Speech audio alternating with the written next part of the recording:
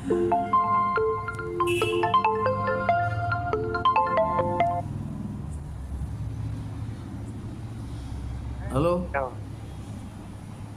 Hello. જય ગુરુદેવ. જય ગુરુદેવ. ત્યારે ખીમ સાહેબ નો પ્રશ્ન છે, હા. કોઈ પરખંડા રે સદ શબ્દ કા રૂપ. બરોબર. તો જરા સમજાવવા કૃપા કરશો. કોઈ પરખંદારે સત શબ્દ કા રૂપ. હા. સારું, તો ધ્યાનથી સાંભળજો. બરાબર. એ ભલે ભલે. આ પ્રશ્ન ખીમ સાહેબ રવિ સાહેબને કરે છે. કોઈ परखंदारे सत शब्द का रूप। मूल शब्द सो कहाँ से उठे, कौन देश में बोले, कौन शब्द मंडल शब्द का वासा, तत्व विचारी तोले।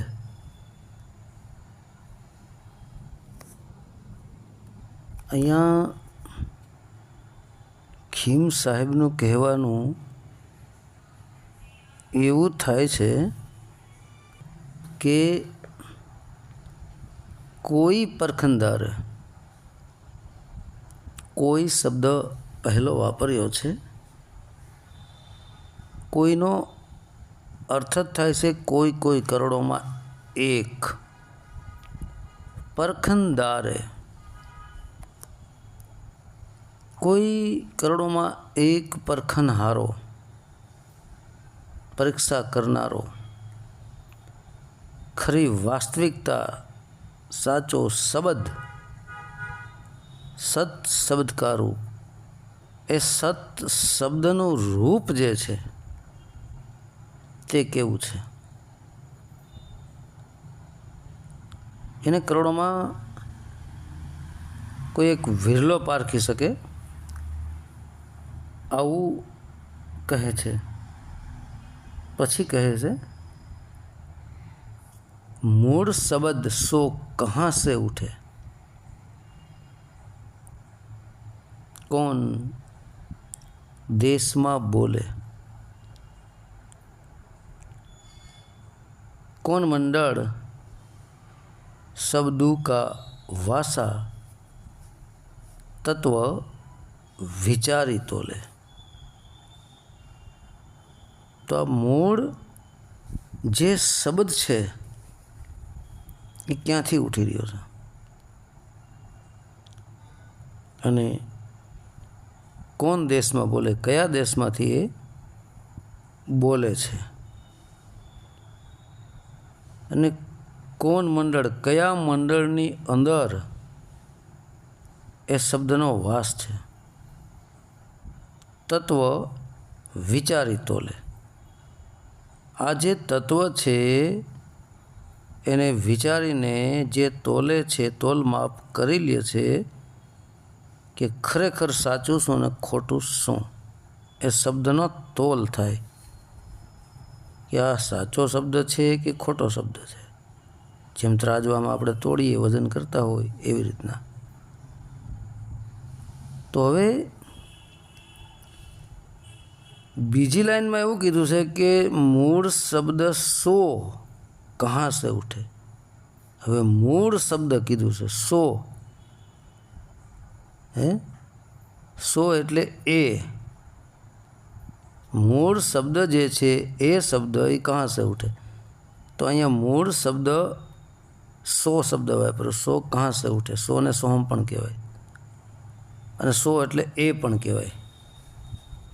આપણે કહીએ છીએ ને સો હમ, સો એટલે એ પરમાત્મા, હમ એટલે હું, એ પણ લાગુ પડે છે.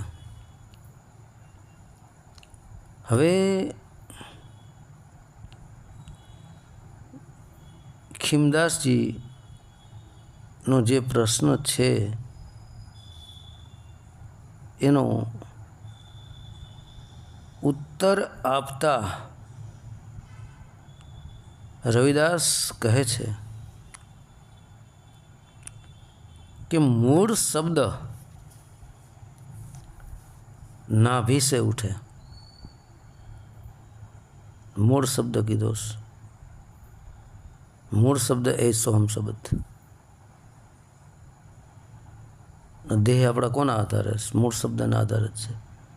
ए मूल शब्दमांथी शब्दातीत जे छे त्यां जवाय छे। कहे छे कि मूल शब्द नाभि से उठे, त्रिवेणी रही बोले।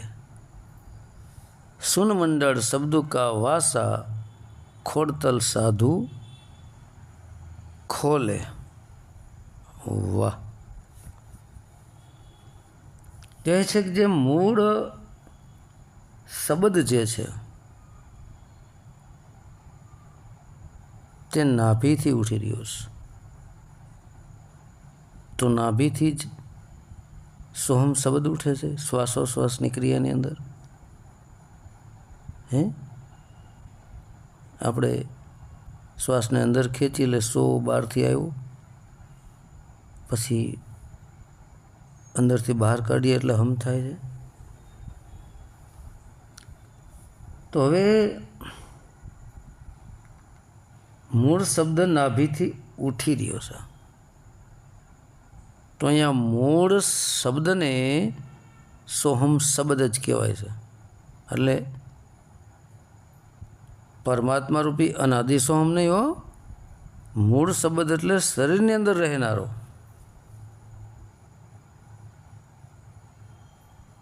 तो ये नाभि थी उठी रह्यो छे, कारण के श्वास नाभि थी आवन जावन करे छे अने श्वासनी अंदर सोहम शब्द पण उठी रह्यो छे। आ ए शब्द विषे वात करी रह्या छे कि मूल शब्द नाभि से उठे અને ત્રિવેણી રહી બોલે। मतलब આપણું જે ત્રિવેણી સ્થાન છે ત્યાં રહીને બોલે છે। સુનમંડળ શબ્દ કા વાસા, ખોડતલ સાધુ ખોડે। તો અહીંયા મિત્રો જરા ઊંડાણમાં જાઉં છું, ડીપમાં જાઉં છું। शब्द पर सुरता आपजो। आ गहन बाबत है। तो मूल शब्द नाभि उठी रह्यो छे एवुं कहेवामां आव्युं छे। त्रिवेणी में ईंगड़ा पींगड़ा सूक्ष्म स्थाने बोली रह्यो छे अने सूर्य मंडल में शब्द का वासा। तो हवे श्वासोश्वासनी जे क्रिया अपनी चाले छे एमां ए सोहम शब्द एनी अंदर ज्यारे आपणुं मन स्थिर थई जाए त्यारे स्वयं आपणे सोहम शब्द स्वरूप बनी जाए छे। पछी त्यांथी आपणे केटलीय वार कह्युं छे कि ऊपर चढ़तो चढ़तो श्वासना मार्गे ईंगड़ा अने पींगड़ा में आवे छे अने सूक्ष्मनानुं द्वार खुले छे, त्यां ज्ञान दृष्टि छे, जेने भगवान भोलानाथ ने त्रीजुं नेत्र कहेवामां आव्युं छे। घणाए त्रिकुटीमां आत्मा पण कही दीधो छे, पण खरेखर त्रीजुं नेत्र खरुं, त्रीजी आँख ज्ञाननी दृष्टि, ज्ञाननी आँख आ त्रिवेणी में रहीने बोले। हवे त्रिवेणी में रहीने केवी रीते बोले छे? बराबर, कारण के सूक्ष्मनानुं द्वार खुल्युं तो ज्ञान दृष्टि प्रकट थई। बराबर, तो ज्यारे ज्ञान थई गयुं शब्दनुं त्यारे पछी मित्रों त्रिवेणी में रहीने बोले छे। हवे मित्रों आमां मैं कीधुं के ઊંડાણમાં જાઉં છું, ધ્યાન દેજો. કોણ મંડળ શબ્દ કા વાસ એવું કીધું છે ને, ત્યાં સૂન મંડળ શબ્દનો વાસ કીધો છે. જે શબ્દ છે ને આપણો, એ ક્યાં વાસ કરે છે? સૂન મંડળ. સૂન મંડળ જે છે એ જ મિત્રો આપણું મસ્તક મંડળ છે. મંડળ ગોળ હોય, તમે જોજો. મંડળનો અર્થ જ ગોળાકાર થાય. અહીંયા શૂન કીધું છે. શૂન એટલે શૂન્ય તરફ ઇશારો છે. તો મસ્તકના મધ્ય ભાગમાં 10મા દ્વારની આ વાત કરવામાં આવી છે. ત્યાં શબ્દનો વાસ છે.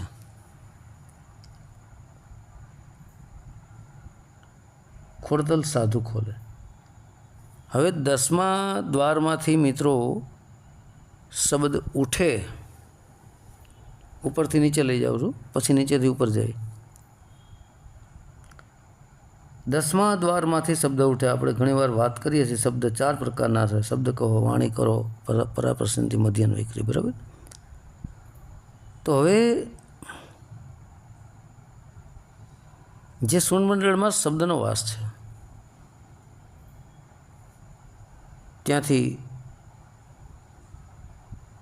આ શબ્દ ઉઠો. પહેલાં ઉઠો એટલે એક સંકલ્પ થયો, પરાવાણી. તો પરાવાણી કોણ બોલે છે? એ આત્મામાંથી પ્રગટ થાય છે. કેવી રીતે થાય છે? કે સૂનમંડળમાં આત્માનો વાસ છે. શબ્દ કયો, આત્મા કયો, 10મા દ્વારની અંદર, સહસ્ત્રાર ચક્રની અંદર. તો આત્માનો વાસ છે ને મિત્રો, તો આત્માની સાથે મનચિત બુદ્ધિ અહંકાર બધું છે. પણ આત્માની સાથે આપણે કેટલી વાર વાત કરી છે, કયું મન છે? અવચેતન મન. આપણે ઘણીવાર એ પણ વાત કરી છે કે પિંડી મન ને બ્રહ્માંડી મન. તો અહીંયા આપણા મસ્તકને બ્રહ્માંડ પણ કહેવામાં આવે છે.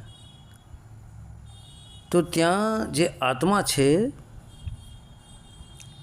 એમાંથી બ્રહ્માંડી મન, અવચેતન મનમાંથી એક સંકલ્પ પ્રગટ થયો.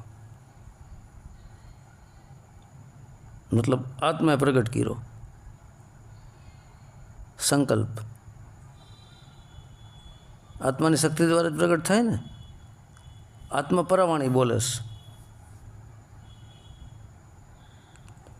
તો હવે પરાવાણી આત્માની શક્તિ દ્વારા મનમાં સંકલ્પ થયો. માનો કે રામ એવા શબ્દનો સંકલ્પ ઉઠ્યો. પછી એ 10મા દ્વારમાંથી એ નીચે ઉતરો. રામ શબ્દ, થોડીક વાર આપણે રામ શબ્દ સમજી લ્યો, કે સોમ શબ્દ સમજી લ્યો. એ નીચે ઉતરો. ક્યાં આવ્યો? ઈંગડા, પિંગળા અને સૂક્ષ્મણા ત્રિવેણીમાં આવ્યો. પછી ત્રિવેણી રહી બોલે. હવે ત્રિવેણીમાં એ શબ્દ આવ્યો એટલે ન્યા એ સંકલ્પ જે હતો એ ત્રિવેણીમાં એનો મિત્ર પાકે પાયે થઈ ગયો કે રામ બોલવું છે કે સોહમ બોલવું છે. કારણ કે જ્ઞાન થયું. પછી ત્રિવેણીમાંથી, પરામાંથી ત્રિવેણીમાં આવ્યો. પરાને તમે થોડીક વાર પૂરતું અહીં મધ્ય સમજી લ્યો. પરામાંથી મધ્યમાં આવ્યો. કારણ કે ઈંગડા, પિંગળા અને સૂક્ષ્મણા ત્રણેયનું મિલન સ્થાન બે આંખોની વચ્ચે મધ્યમાં છે, અને કપાળની વચ્ચોવચ્ચ મધ્યમાં જ છે. તો મધ્ય સમજી લ્યો. પરામાંથી મધ્યમાં આવ્યો એ શબ્દ 10મા દ્વારમાંથી. મધ્યમાં આવી પછી જે આપણે ઘણીવાર કહેતા હોઈએ છીએ કે સંકલ્પ વિકલ્પ ઉઠો, પછી મધ્યમાં જે વાંથી પહેલાં સંકલ્પ ઉઠો રામ કે સોમ, પછી મધ્યમાં ત્રિવેણીને મધ્ય સમજી લ્યો. ન્યા એ બની ગયો શબ્દ સોહમ કે રામ. પછી ત્યાંથી ત્રિવેણીમાં સૂક્ષ્મણામાંથી ઈંગડા અને પિંગળા નાળીમાં આવ્યો. ઈંગડા અને પિંગળા નાડીની મારફતે એ નાભીએ પહોંચ્યો, શ્વાસોશ્વાસના મારફતે. કારણ કે ઈંગડા અને પિંગળા સુધી આ શ્વાસ આવન જાવન કરે છે, ત્રિવેણી સુધી નાભીએથી આવે છે ને નાભીએ ઉઠે જાય છે. જોકે આમ તો પૂરા શરીર સુધી એનું શ્વાસની ક્રિયા તો જતી રહે છે, પણ ખાસ તો ઈંગડા અને પિંગળા જ આ શ્વાસોશ્વાસને ચલાવવામાં મુખ્ય ભાગ ભજવે છે. તો હવે ત્રિવેણીમાં રહીને બોલે, મતલબ ત્રિવેણીમાં જ્ઞાન દૃષ્ટિ થઈ. જ્ઞાન એટલે જાણકારી થઈ. પછી ત્યાંથી એ ઈંગડા બિંગડાના મારફતે નીચે આવ્યો અને નાભીએ આવ્યો. પછી નાભીએ એ રામ કે સોહમ શબ્દનો ઘાટ ઘડાઈ ગયો. જેમ નાભીમાં બાળકનો ઘાટ ઘડાતો હોય એવી રીતે ઘાટ ઘડાઈ ગયો. એટલે નાભીએ એને પશ્યંતી વાણી સમજો. પછી ઘાટ ઘડાઈ ગયો, પછી પશ્યંતીમાંથી ગળામાં આવ્યો અને ગળામાં આવીને 12 શબ્દો મુખ દ્વારા બહાર નીકળો. એને તમે વૈખરી વાણી સમજી લો. આમ પરા, પશ્યંતી, મધ્યન, વૈખરી 4 વાણી થઈ. બરાબર. હવે જો બીજી રીતે જોઈએ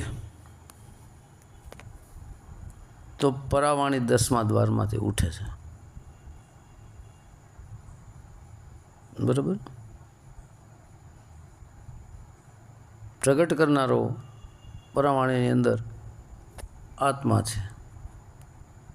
મનચિત બુદ્ધિનો સહારો લઈ અને બ્રહ્માંડની મન પાસે એને સંકલ્પ કરાવ્યો. ત્યાંથી પછી બીજી રીતે જોઈએ તો મધ્યમાં આવ્યો. મધ્ય એટલે આપણું હૃદય સ્થાન. હૃદય સ્થાનમાં જ સોહમ શબ્દનો વાસ છે, શિવશક્તિનો પણ વાસ છે, ભાવ પ્રેમનો પણ વાસ છે, પ્રાણનો પણ વાસ છે. હૃદય સ્થાનમાં જ પ્રાણવાયુનો વાસ છે ને એ શ્વાસોશ્વાસની ક્રિયાને ચલાવી રહ્યો છે. એટલે ત્યાંથી થઈ એ રામ કે સોહમ શબ્દ એ નાભીએ ગયો. પશ્યંતીમાં નાભીમાં પૂરેપૂરો ઘાટ ઘડાઈ ગયો. બચ્ચાઓનો ઘાટ નાભીમાં જ ઘડાય છે ને, નાભીની નીચે જળકમળમાં. તો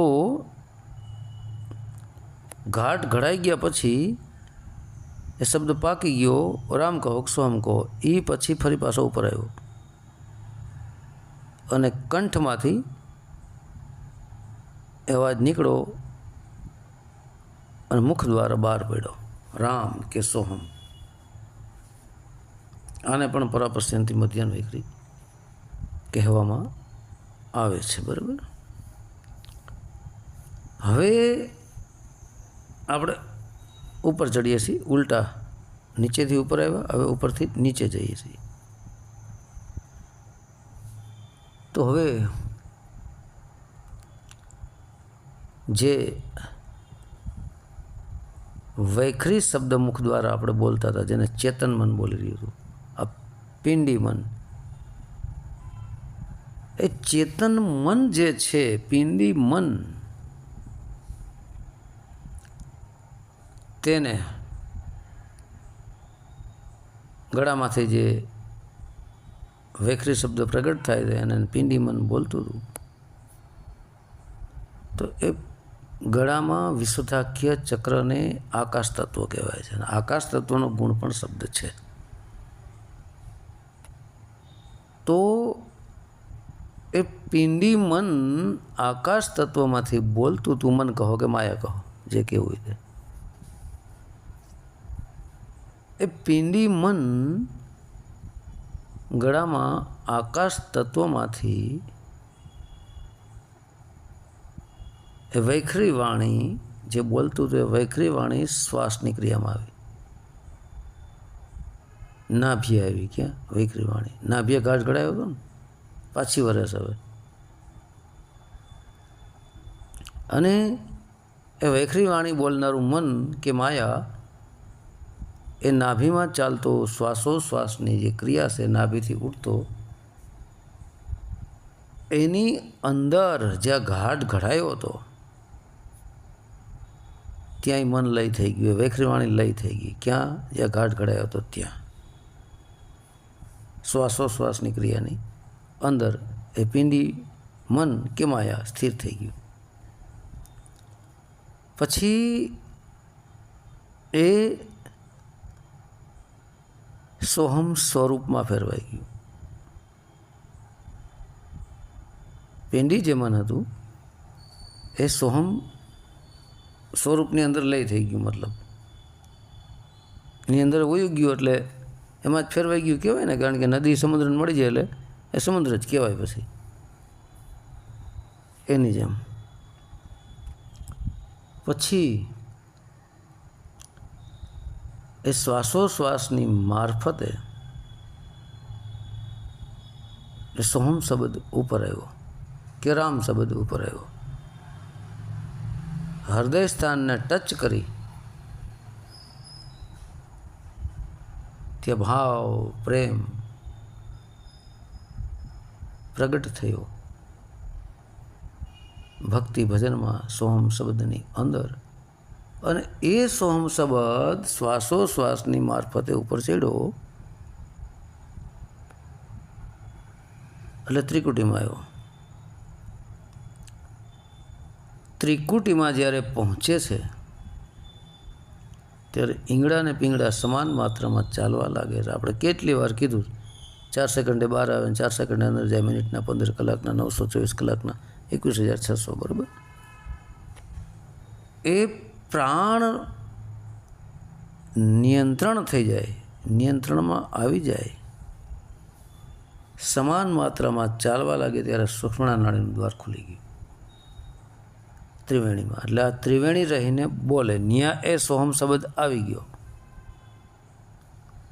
ત્રિવેણીમાં. ત્યાં સોહમ સોહમ ચાલુ થઈ ગયું. તો સોહમ સોહમ ચાલુ થઈ ગયું ને સાંભળનાર કોણ? તો આપણે અનેક ઓડિયોમાં બોલ્યા છે કે સોહમ શબ્દને સાંભળનારું અવચેતન મન છે. પણ અવચેતન મન સંકલ્પ વિકલ્પ કરી શકે, બોલી શકતું નથી. બોલવા માટે ચેતન મન જોઈએ અને માયા જોઈએ, શરીર જોઈએ, હોઠકંઠ બધું જોઈએ. અને આ સોહમ શબ્દ જે છે તો આપણે લખ્યો છે, બાકી ખરેખર તો એ 52 અક્ષરથી બહાર છે. એ કોઈ મનુષ્યની રચના નથી, મનુષ્યની બનાવટ નથી. શ્વાસોશ્વાસની અંદર આપમેળે ચાલી રહ્યો છે. કેટલાય ઓડિયામાં આપણે કીધું છે કે બાળક જન્મે એટલે સાથે જે શબ્દ આવે છે. બરાબર? હવે 10મો દ્વાર પણ કહેવાય છે. કોને? ત્રિવેણીને, ઈંગડા પિંગડા સુખણા મિલન સ્થાને. પણ અસલમાં સુષુમ્ના નાડી જ્યારે ખુલે છે ત્યારે 10મો દ્વાર ખોલ્યો કહેવાય. અને બ્રહ્મરંધ્રને પણ 10મો દ્વાર કહે છે. હવે ત્રિવેણી 10મો દ્વાર શું કામ કહેવામાં આવ્યો છે? કારણ કે સુષુમ્ના નાડીનું સીધું કોન્ટેક્ટ 10મા દ્વાર સાથે છે. એટલે એ સુષુમ્ના નાડીની મારફતે પછી આ સોહમ શબ્દ ઉપર ચડે છે અને એને અવચેતન મન સાંભળતું હોય છે. ધીરે ધીરે એ સોહમ શબ્દ જ્યારે શૂન્યમંડળમાં જાય છે, 10મા દ્વારમાં જાય છે, ઉપર ચડતી ચડતી આ સોહમ શક્તિ, સોહમરૂપી સુરતા, સોહમરૂપી શબ્દ સુષુમ્નાનો માર્ગ પકડી, સુષુમ્ના નાડીનો રસ્તો પકડી આગળ વધે છે. અને આગળ જતાં એને એક બંકનાળ આવે છે. વાંકી જેને કહેવાય બંકનાળ. વાંકી જેને કીધું છે ને સવાદર બાપુએ કે વડદેવ બાપુએ કે આવન જાવનની બાવા ગલ્યું છે વાંકી, એ જ આ વાંકી બંકનાળ. એમાંથી પછી એ સોહમ શબ્દ આપમેળે 10મા દ્વારની અંદર પહોંચે છે. બ્રહ્મરંધ્ર આપણે કેટલી વાર કીધું, રંધ્ર એટલે હોલ, કાણું. કાણામાંથી થઈ, બારીમાંથી થઈ, કાણું હોલ એટલે એક બારી, બારીમાંથી થઈ અને 10મા દ્વારમાં ગયું, દરવાજામાં ગયું. કારણ કે દરવાજો બંધ હતો એટલે બારીમાંથી જ પ્રવેશ કરવો પડે ને. દરવાજો બંધ હતો એટલે બારીમાંથી પ્રવેશ કરવો પડે, પણ બારીમાંથી પ્રવેશ કરવા માટે અતિ સૂક્ષ્મ બની જવું પડે છે. તો આ સોહમ શબ્દ છે ને અતિ સૂક્ષ્મ શબ્દ છે. એ ચામડાની આંખે તો ચામડાના કાનથી સંભળાયો છે ને એ સૂક્ષ્મ છે. એટલે સૂક્ષ્મ સ્વરૂપ ધારણ કરી કીડી જેવું અને બારીથી અંદર ગયો સોહમ શબ્દ. તો જે એને સાંભળી રહ્યા હતા આ બ્રહ્માંડી મન એ સર્વપ્રથમ એ સોહમ શબ્દની અંદર અહંકાર લઈ થઈ ગયો. સોહમ શબ્દ પ્રગટ થાય એટલે અહંકાર તૂટી જાય. અહંકાર લઈ થઈ ગયો, પાછળ બુદ્ધિ પણ લઈ થઈ ગઈ. બુદ્ધિ પણ એની અંદર સમાઈ ગઈ, કારણ કે સોહમ શબ્દ અહંકાર બુદ્ધિથી ઉપર છે. એટલે આ અહંકારને સોહમ શબ્દરૂપી આત્મા કહો, સોહમ શબ્દ કહો, જે કહેવું હોય કે સુરતા કહો, તે અહંકારને ગળી ગઈ, ખાઈ ગઈ. પછી પાછળ બુદ્ધિ પણ ખતમ, બુદ્ધિથી ઉપર છે ને એ તો. એટલે પછી અહંકાર અંદર જતો રહ્યો, મન અંદર જતો રહ્યો, પછી અને અહંકાર જતો રહ્યો, બુદ્ધિ અંદર જતી રહી, પછી પાછળ જે મન હતું એ મન પણ અંદર જતું રહ્યું, જે સાંભળતું હતું. પછી ચિત્ત આવ્યું, એટલે ચિત્ત પણ જે હતું એ ચિત્તની અંદર સોહમ શબ્દ પ્રવેશ કરી ગયો. પછી ચિત્તમાંથી એ સોહમ શબ્દ કરણ જે ક્રિયા થતી હતી, જે આત્મા ક્રિયા કરી, એ ક્રિયામાં અંદર પ્રવેશ કર્યો. ક્રિયાને પાર કરી અને અંતરૂપી જે આત્મા છે, જેને કહી છે ને આપણે અંતકરણ, કેટલી વાર વાત કરી છે કે અંતને આત્મા સમજો, કરણને ક્રિયા સમજો, પછી મન ચિત્ત બુદ્ધિ એમાંથી પ્રગટ થયું, એમાં બધું સ્ટેપ બાય સ્ટેપ બને છે. એમ આ સોહમ શબ્દ આત્મા સુધી પહોંચ્યો, આત્મ સ્વરૂપ સુધી પહોંચ્યો. એમ એ આત્મ સ્વરૂપને પ્રાપ્ત કર્યું. તો આત્મ સ્વરૂપ કેવું છે? આત્મ સ્વરૂપ એક પ્રકાશ, પ્રકાશ પ્રકાશ સ્વરૂપ છે. પ્રકાશનો કોઈ રૂપ છે? સૂર્યનું રૂપ છે. પ્રકાશનો કોઈ રૂપ છે? આપણે ઘણી વાર કીધું છે કે પ્રકાશનો કોઈ ફોટો પાડી દઈએ, કોઈ દી ન પડે. હે, તમે ઉપર કેમેરો રાખો મોબાઈલનો, ફોટો પાડો પ્રકાશનો, તો સૂર્ય એવું બધું આવે, પ્રકાશ આવે. નીચે રાખો તો ધરતીનો ફોટો આવે, સ્ક્રીન બોર્ડ જેવડો, પણ પ્રકાશ આવે? ન આવે. પ્રકાશ એનું કોઈ રૂપ નથી. એટલે સોહમ શબ્દ આત્મ પ્રકાશ રૂપને પ્રાપ્ત કરી લે છે, અને ફરી પ્રકાશ રૂપને પ્રાપ્ત કરી એ સોહમ શબ્દ એ બારીમાંથી, હોલમાંથી પાછો નીકળી દેહથી વિદેહ થાય છે. 10મા દ્વારનું તાળું ખોલી અને બહાર નીકળે છે, અને દેહથી વિદેહ થાય છે. હવે એ શૂન મંડળમાં જે આ શબ્દનો વાસ છે, એ ખોડતલ સાધુ ખોડે. ખોડતલ એટલે ખોડ કરવી, ખોડ એટલે ખોડ કરવી એટલે ગોત કરવી, તલાશ કરવી, તપાસ કરવી. જે ખોજી સાધુ હોય છે, તલાશ કરનારો સાધુ હોય છે, જે એને ગોતવા નીકળો છે સાધુ, આત્મ પરમાત્મ શબ્દને, એવા જ સાધુ એને ખોડી શકે, ગોતી શકે, બાકી ન થાય.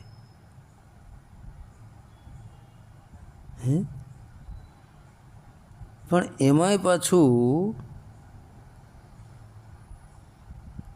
કેટલી ઊંચી વાત કરી છે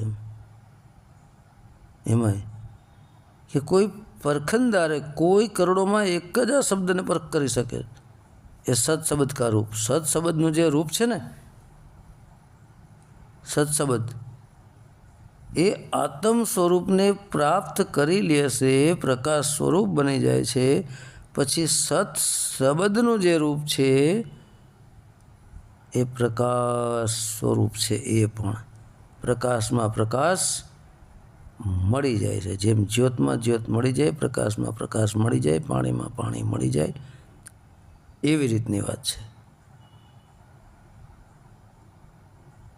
તો સત શબ્દનું જે રૂપ છે એ પ્રકાશથી પ્રકાશ છે, અને એ પ્રકાશમાંથી જ શબ્દ ઉઠી રહ્યો છે. મિત્રો, આ વાતું એ નથી હાથમાં આવે એમ.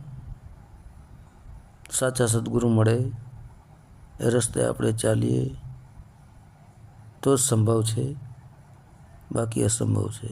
કોઈ પરખંદારે સત્સબદ કારૂપ. કરોડોમાં કોક વિરલો જ આ સત્સબદનો રૂપને પારખી શકે છે. એવા કરોડોમાં કોઈક વિરલો જેને સત્સબદની પરખ કરી છે, પારખો છે, એવા સંત સાધુ મળે ને એવા ગુરુસ્થાને આપણા જીવનમાં આવે અને એવા આપણા ગુરુસ્થાને બેસે તો જ આપણને સત્સબદ સુધી એ પહોંચાડી શકે. બાકી કથણી બકણી વાતો કાંઈ ન થાય. તો મૂળ શબ્દ નાભીથી ઉપડી રહ્યો છે અને ત્રિવેણીમાં રહીને બોલી રહ્યો છે. 10મા દ્વારમાં શબ્દ ઉઠી રહ્યો છે, પણ એ તત્વ વિચારી તોલે.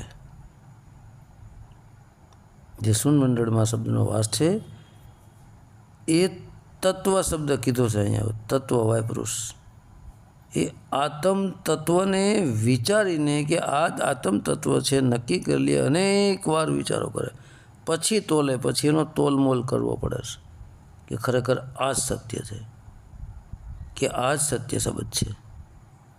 એનો તોલમોલ કરવો પડે છે મિત્રો. એ સિવાય આ બને એમ જ નથી વાત. 52 અક્ષરી કથણી બકણી કરી કરીને મરી જવું આપણે બધાય. હા, ઘરે જવું કોઈ વીર પુરુષનું કામ છે. આમાં કરોડોમાં કોક પોગી શકે છે. અત્યારે તો ચારે બાજુ માણસો લાગી પડ્યા. શું આ બધાય પૂગી જાય?